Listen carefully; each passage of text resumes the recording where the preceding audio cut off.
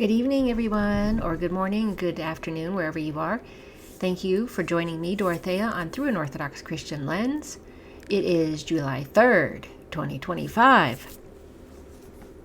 I am going to be discussing what I saw on Nima's show, Dialogue Works, by Alex Craner.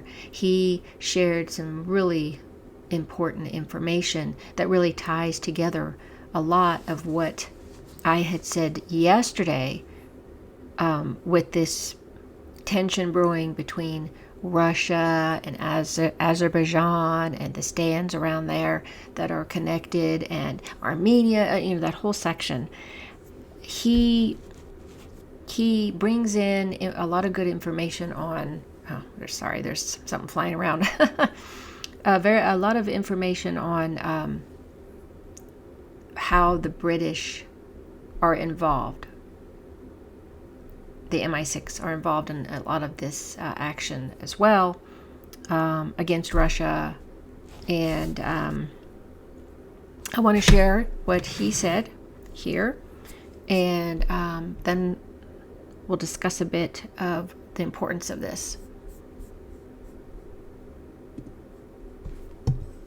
I think it will strengthen the relationship between Iran and Russia. I think that it was clear that Iran needs Russia and Russia needs Iran, and now it became even clearer, because I know that in Iran there's there's a part of the political class that is still very distrustful of the Russians.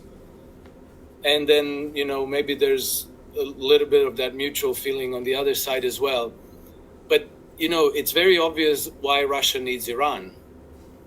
And now it's much more clear why Iran also needs Russia. Because, we're talking about a complete overhaul of the security architecture on the whole Eurasian continent. And Iran is practically the centerpiece of the security architecture of the West Asia or the Middle East. And we see how important that is now, especially that, what was it, in March, in less than 3 months ago, Azerbaijan got a new British military attaché, who took office in under a British embassy in Baku. And then all of a sudden, hey, look, you have Azerbaijan beginning to antagonize Russia, and they begin to antagonize Iran all at the same time. So you see the British geopolitics is continuing in operation. And if you don't set up and cement a new security architecture, that's only a guarantee that it's going to be war, more and more and more war. They're always going to find a pretext, So, you can find some reason to go and antagonize the Russians and start to destabilize, derail the friendly relations between Russia and the Azerbaijan, which they tried to cultivate in spite of all the difficulties. Well, if you blow that relationship up, then immediately you're poisoning the relations between Russia and Turkey, because Turkey and Azerbaijan have a common interest there, and ideally they would like to connect territorial, on that how do you call that? That land bridge between Azerbaijan and Turkey. I forget now what the name of it is.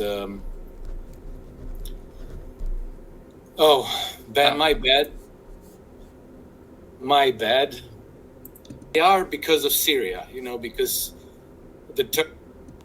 so that's already like a potential crisis flashpoint, and then that's going to pull Turkey back into the globalist camp, where they already are because of Syria, because the Turks are completely in bed with the British intelligence in Syria. So it's a big, complicated mess. And then obviously the globalist forces, and I don't think it's CIA as much as it is MI6 and Mossad, who are, have very close cooperation with the, Azerbaijanis, with their deep state. And yeah, this is the corridor that you were talking about. yes. And so that's, it's the Azerbaijan is already on bad terms with Armenia, and they've been in and out of wars for the last 30 years. And we still don't have now maybe we do have partly a solution to that conflict, because the Armenians merely yielded to Azerbaijan's territorial ambitions, but there's still this Zangezur corridor that Baku would very much like to control. And so that might come up sometimes in the near future, particularly if you have, because, okay, this has been the one of the major strategies of the MI6 to try to dominate West Asia has been working with the Turks, with the Turkish deep state, and of course with the Azerbaijanis, because they're also Turkic people, to what the British geopolitics has done for the past 200 years. They always promise concessions to regional powers. So if they want Turks to help them take over Syria, they'll take them like, oh, we'll help you against the Kurds, or we'll help you establish your kind of dominant position among the Turkic people. And there's this project of Great Turania, which goes from Turkey all the way almost to China, to Xinjiang province. And it's all these Turkic people, all the stans, the Turkmenistans, the Kazakhstan, Uzbekistan, Tajikistan, Azerbaijan, and then, but for the Zangezur corridor connection to Turkey. So this could be the whole ginormous Great Turania, which, maybe people like Aliyev or Erdogan would like to have in their legacy that they united the Turkic people in the world and created this great political economic entity, but then that completely derails the BRICS architecture. And not to mention that northern part of Iran is southern Azerbaijan, again populated by majority Turkic people, so you can always use separatist movements to destabilize Iran in this way, and obviously they're moving in that direction. So I think that if you're Russia and China, this is a sign that you really need to support Iran, because Iran is the antithesis of these Western schemes to destabilize the region. And, I think that Russia has been largely successful in this sense because the British...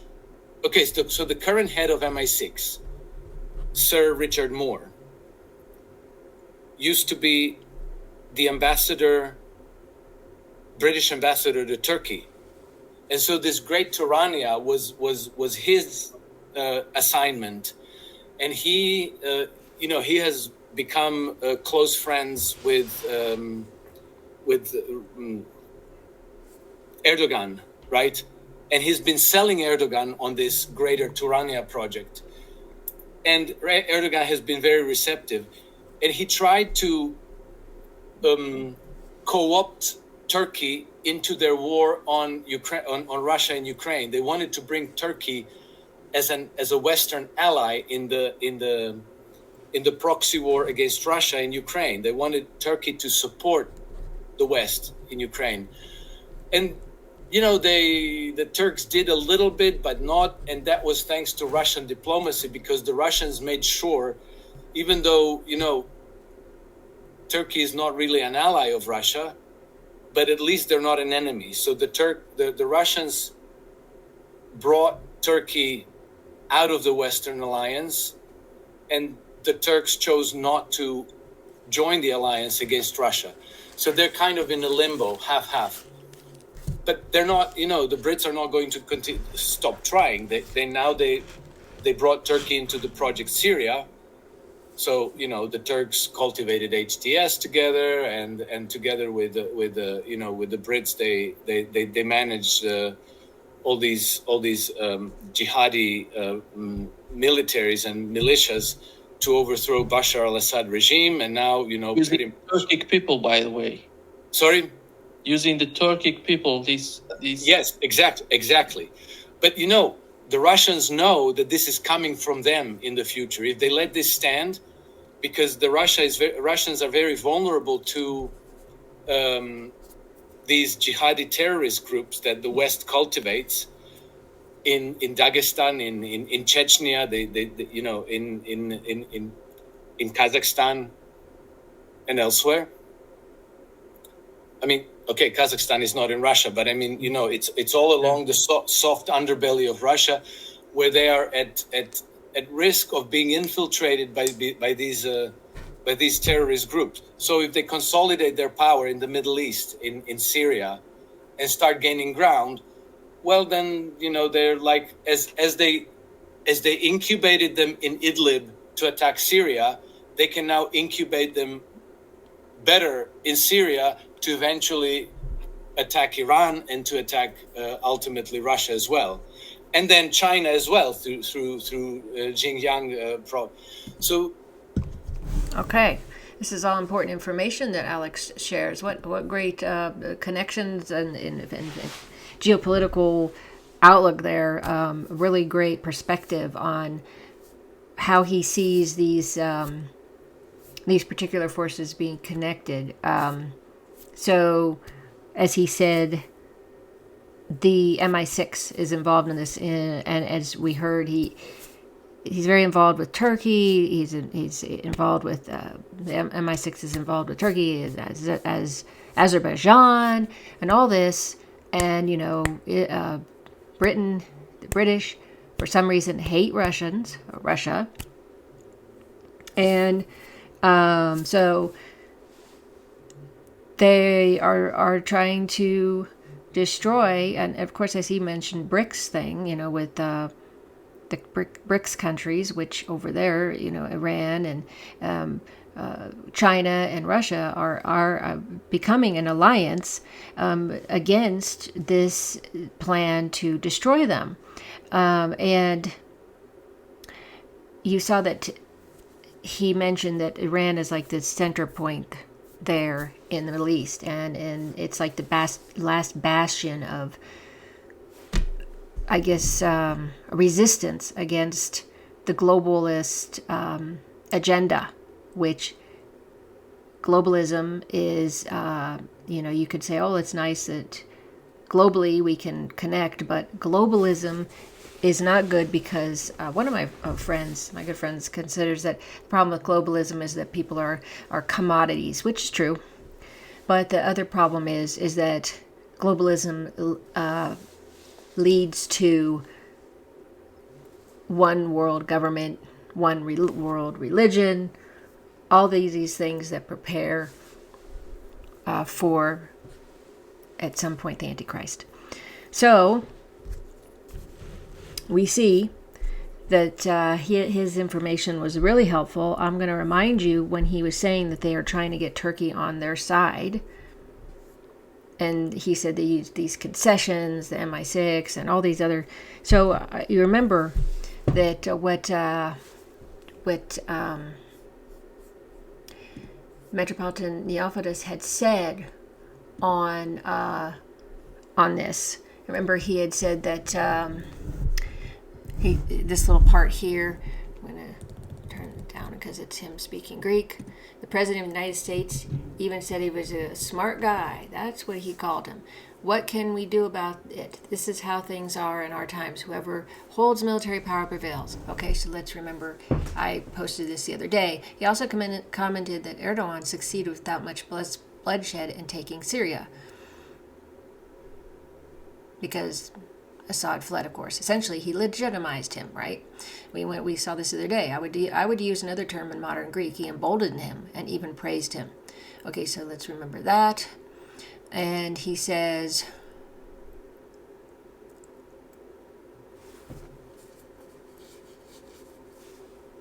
he did this deliberately to provoke Erdogan into starting a war with the Kurds. Now remember, this is from December 18, 2024. The Israelis are looking for allies. They feel that their main allies in the Mediterranean region are the Greeks. Not sure why, but are the Greeks, both in Greece and Cyprus. And in the east, it will be the so-called Kurdish state. Remember, Kurds are a people of 40 million.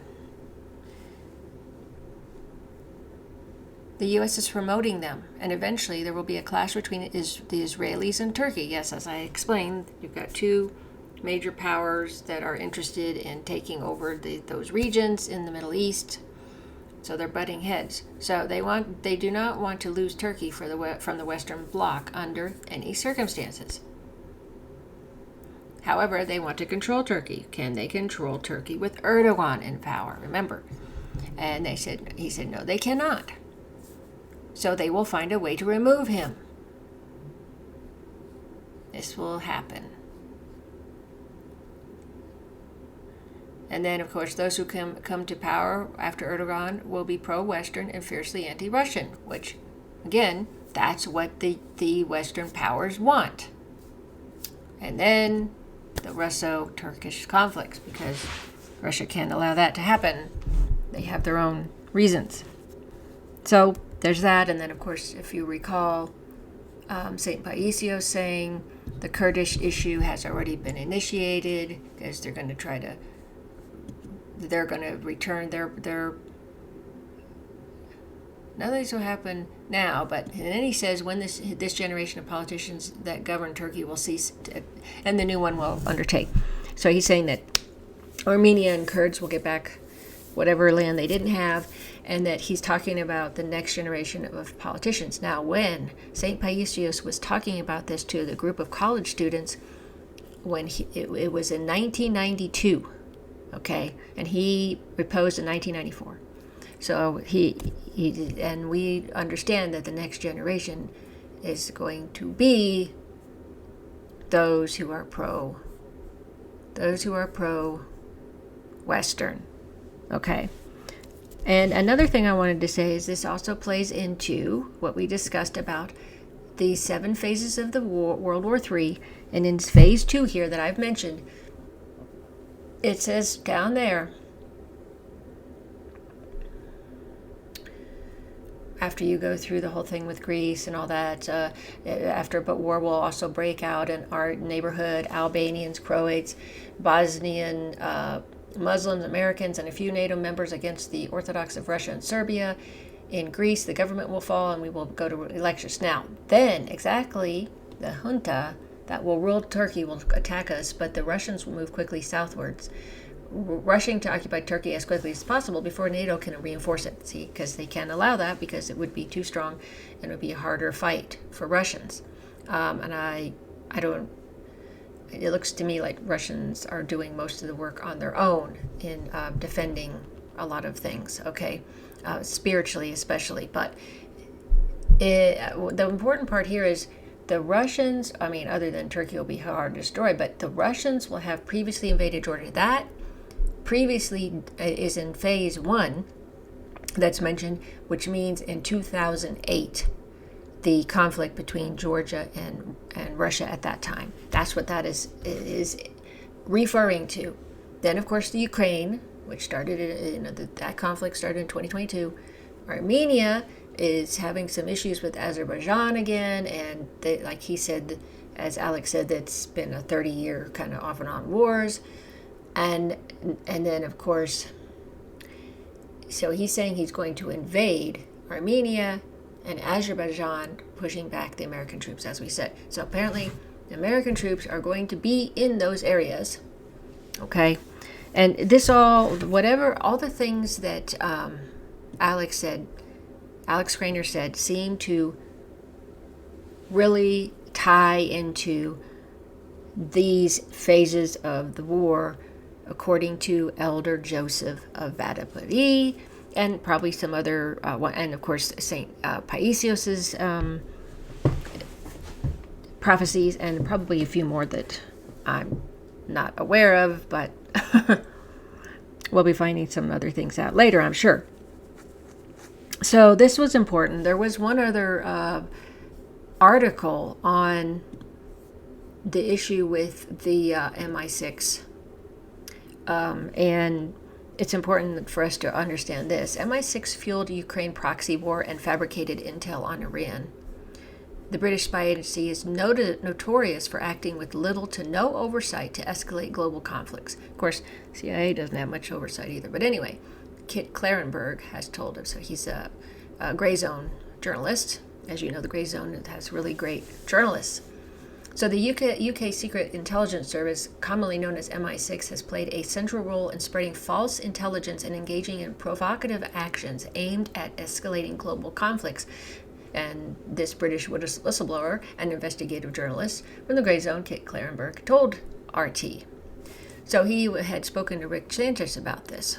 He had said that MI6 was at the forefront of efforts to push the West deeper into the Ukraine conflict. I have since the very start of the Ukraine proxy war been reporting on how Britain is leading this effort. He added that many see MI6 as merely a tool of the CIA, but no, they go into business for themselves all the time. He says he pointed out the 2022 bombing of the Kerch Bridge, which connects Crimea with mainland Russia, claiming it was orchestrated by British operative and NATO advisor Chris Donnelly as part of an effort to pull Washington further into the conflict. We have leads, conversations with senior British military officials in which he's talking about how the former U.S. President Joe Biden administration's reluctance to get fully involved in the proxy war needs to be countered at all costs.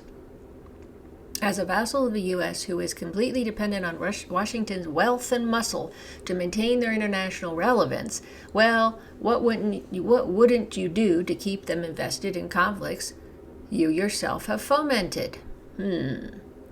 Asked about recent sabotage acts on Russian soil, such as railroads and air bases, and whether MI6 could be capable of doing that kind of thing, Clarenberg replied, absolutely. He said, the British were quite clearly behind Ukraine's drone attacks on Russia's strategic bombers last month with the purpose to escalate the conflict even further. Turning to Iran, Clarenberg said MI6 also produced fabricated claims about Tehran's nuclear program. He cited the CV of longtime operative Nicholas Langman, who allegedly infiltrated the International Atomic Energy Agency, the IAEA, to help coordinate Western sanctions between 2010 and 2020.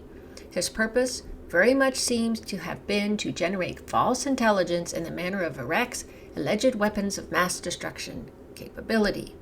Langman also reportedly worked to align U.S. and Middle Eastern intelligence agencies behind claims that Tehran was developing nuclear weapons. Asked why Israel's Mossad could not be behind the campaign, Clarenberg said MI6 is known for going a lot further than other intelligence agencies are willing to. He stated that it operates with virtually no oversight. The British have long shown a greater willingness than others to engage in escalatory and incendiary actions, he said, noting that MI6 had been described by Cold War operatives as the meanest. Wow.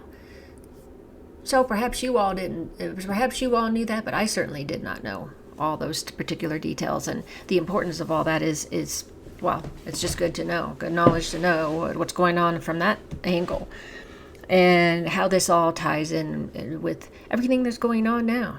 The tensions, like I said, Azerbaijan with Russia and all that. That's important things because it goes right into phase 2 of World War III. It lines right up with that, and we will see what else happens after that. So, I think I've gotten everything I wanted to say on this particular video, and I will be back with some other ones in a little bit later. Thanks so much for watching. Please follow my channel, subscribe to my channel and follow my channel on YouTube, and then if you want to on Rumble. Like my videos if you like them, comment on them if you have any comments on this and what you think about this whole strategy that's going on with one group, mostly Western, and trying to work through Turkey, and then the the eastern side, or as we call eastern, with Russia and China, and then of course the pinnacle one in the middle, Iran. So let me know what you think if you'd like, and share my videos. That'd be really nice. And thanks so much for your support. Really appreciate it. Hope you're having a great evening. Until